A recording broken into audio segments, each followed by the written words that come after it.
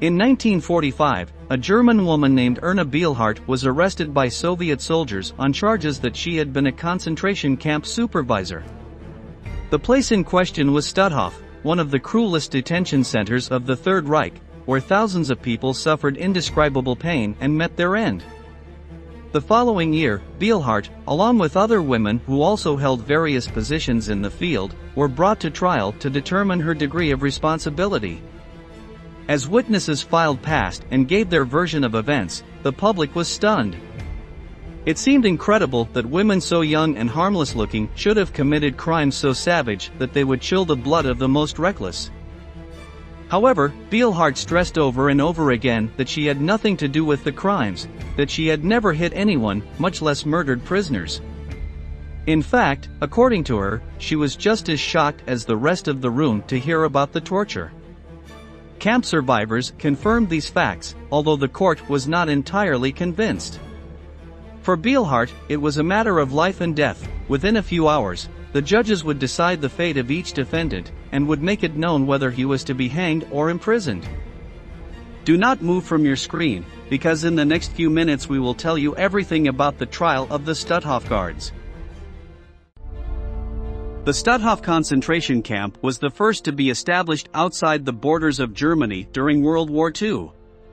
It was built in Poland, in a region far from large urban centers, surrounded by swamps and forests. It officially opened its doors in September 1939, and in its beginnings it was thought of as a place to house the most important members of Polish society. The prisoners came from the economic, political, and cultural elite of the country, so that political leaders, religious leaders, famous artists, and highly prestigious intellectuals lived in their barracks. A year before its inauguration, the Nazis had drawn up lists of Poles considered dangerous who had to be arrested immediately. The underlying objective was to reorganize the country in the image and likeness of National Socialist ideals, and the first step for this was to eliminate these subjects. Although Stutthof was supposed to house civilians, as a consequence of the war the Nazis also sent prisoners of war there. Within weeks of opening, there were already 6,000 people locked up, and the number grew as Germany deported Jews from conquered territories. The site had 40 subcamps, whose inmates were forced to do forced labor to supply the German military industry. Most of the slave workers had to attend a weapons factory daily to help in the production of war material. As in any concentration camp, the living conditions in Stutthof were deplorable. Over the years that it worked, an estimated 110,000 people passed through it.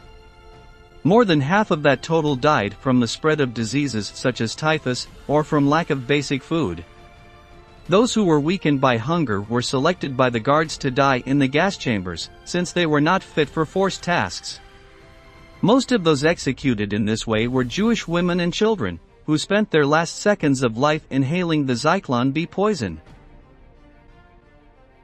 Among all the crimes that occurred inside the Stutthof, perhaps the most chilling is the rumor that the SS used the corpses to extract their body fat and make soaps.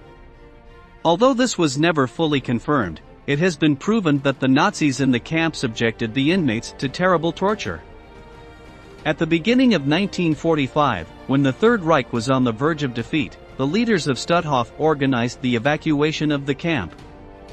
Thousands of exhausted, starving and sick prisoners were forced to walk hundreds of miles to get away from the Allies. According to specialists, 25,000 people died in this process.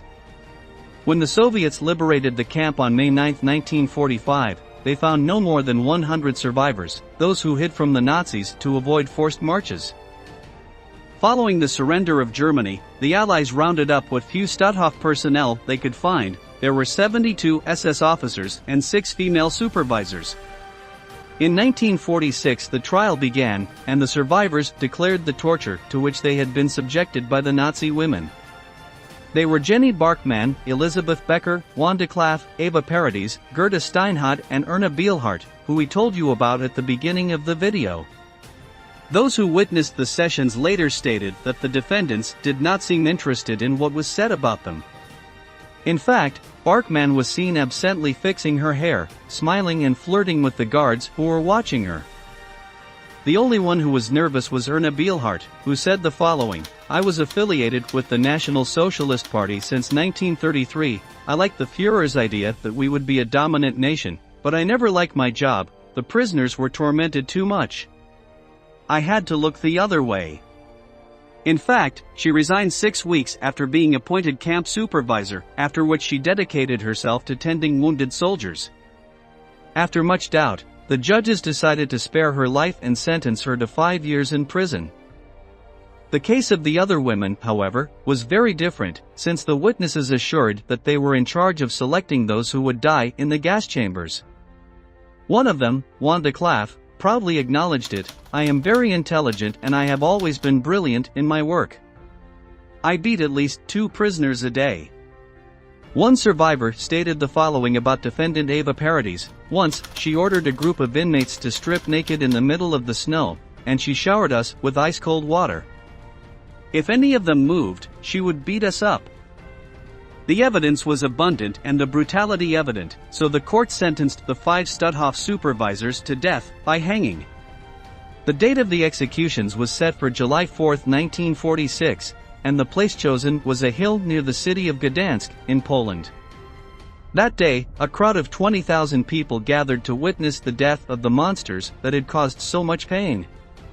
A scaffold was not set up, but it was decided to put a rope around their necks, pass it through a post and tie it to the back of a truck. Once the vehicle moved forward, the women would remain slightly suspended in the air for the minutes necessary for them to be strangled to death. The first executed was Jenny Barkman, whose last words were these: "Life is a pleasure, and that is why it ends quickly." The audience watched as her body rose, the knot wrapped around her throat, her feet pounding in a frantic rhythm. When she stood still, it was the turn of the others, who passed one by one towards their final destination. The bodies were left hanging there, so that the next convicts would have a clear view of what awaited them. Not only the 5 women from Stutthof were killed, but also 6 other male guards who had tortured prisoners. This is how the victims of the concentration camp found some justice for the horrors to which they were subjected by Nazism. We have reached the end of the video and we want to ask you, do you think Erna Bielhart should have been executed? Leave us your answer in the comment box below and don't forget to subscribe to our channel to learn about many more military events that left their mark on history.